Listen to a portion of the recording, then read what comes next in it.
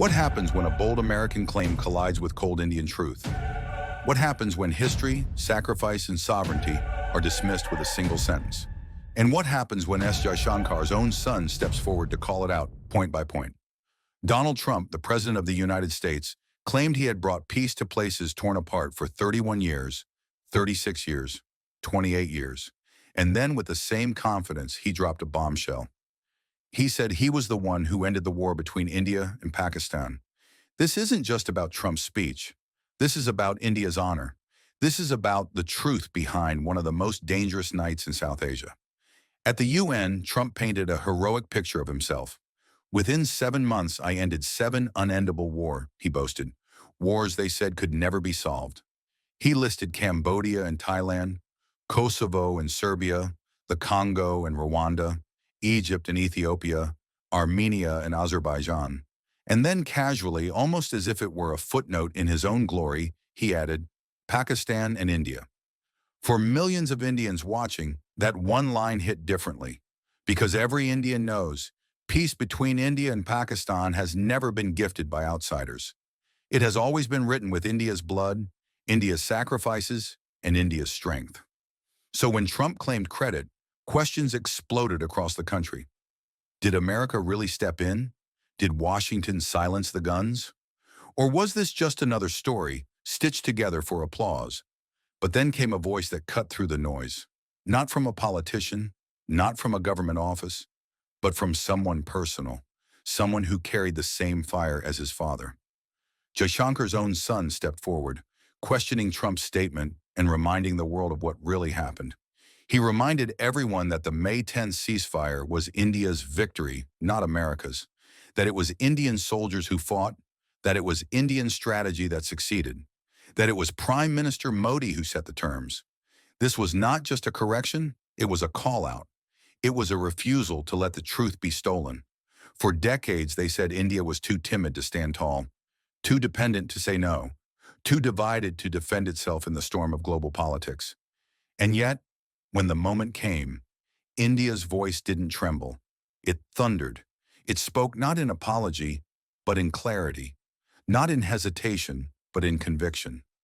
And at the center of that voice stood one man, a diplomat turned warrior, a negotiator turned teacher, a minister who redefined what it means to represent a billion people before a skeptical, sometimes hostile world. His name? Dr. S. Jaishankar. But why is he called the best foreign policy minister India has ever had? Because he did what few dared. When Western journalists hurled accusations, he turned them into answers.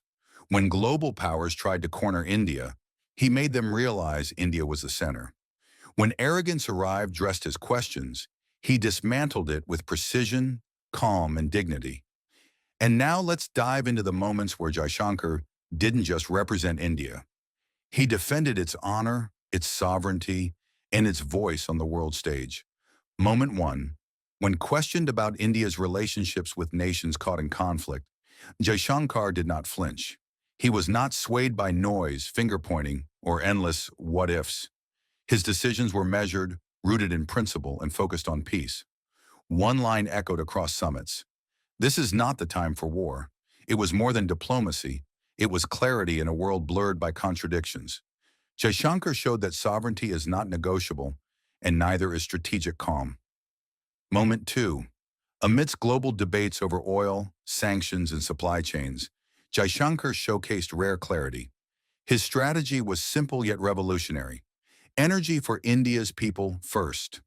While others preached morality, he ensured affordability and access, all while keeping innovation and sustainability on track.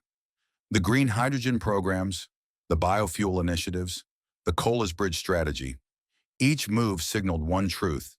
Jaishankar leads with responsibility and foresight, turning obstacles into opportunities.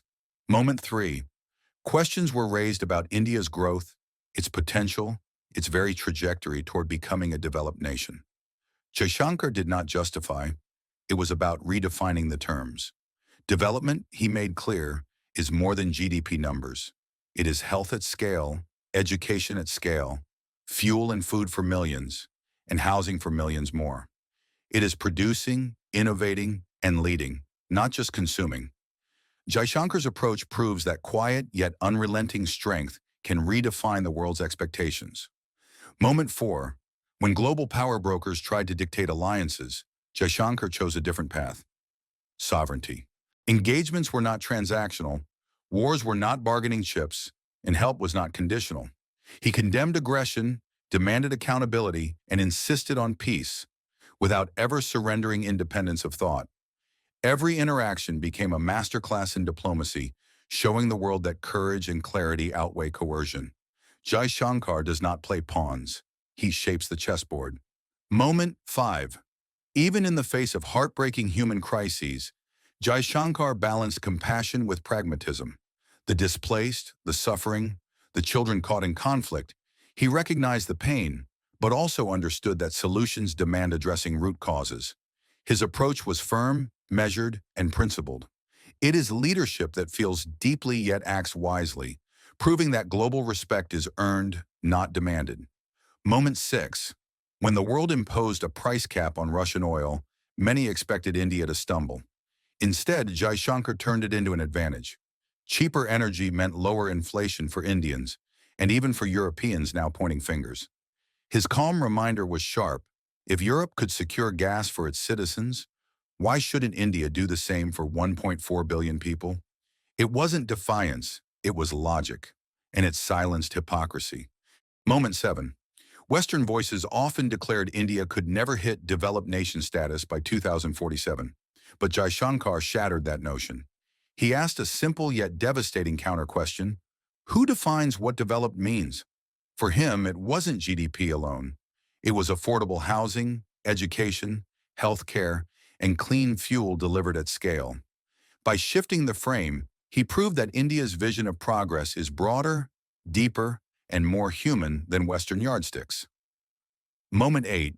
When criticized for coal usage, Jaishankar didn't dodge. Instead, he pointed to India's unmatched record, meeting Paris commitments early, pioneering biofuel blending at massive scale, and launching one of the most ambitious green hydrogen missions on the planet. Then came the stinging truth. Why not question those who abandon climate deals altogether? Why not question nations that still deny their people basic clean fuel? His words flipped the debate on its head. Moment 9. Pressed to choose between the United States and China, Jaishankar stood firm. He rejected the false narrative of sides. India's path, he made clear, is its own. He declared that engaging with all powers on India's terms isn't fence-sitting, it's sovereignty. In that moment, the world understood. Jaishankar doesn't play by borrowed rules. He writes his own. Moment 10. Perhaps his greatest triumph is not a single answer, but the shift he represents. Jaishankar no longer waits for India to be invited into global dialogues. He ensures India shapes them. When others speak with arrogance, he responds with facts. When others attempt to lecture, he delivers lessons.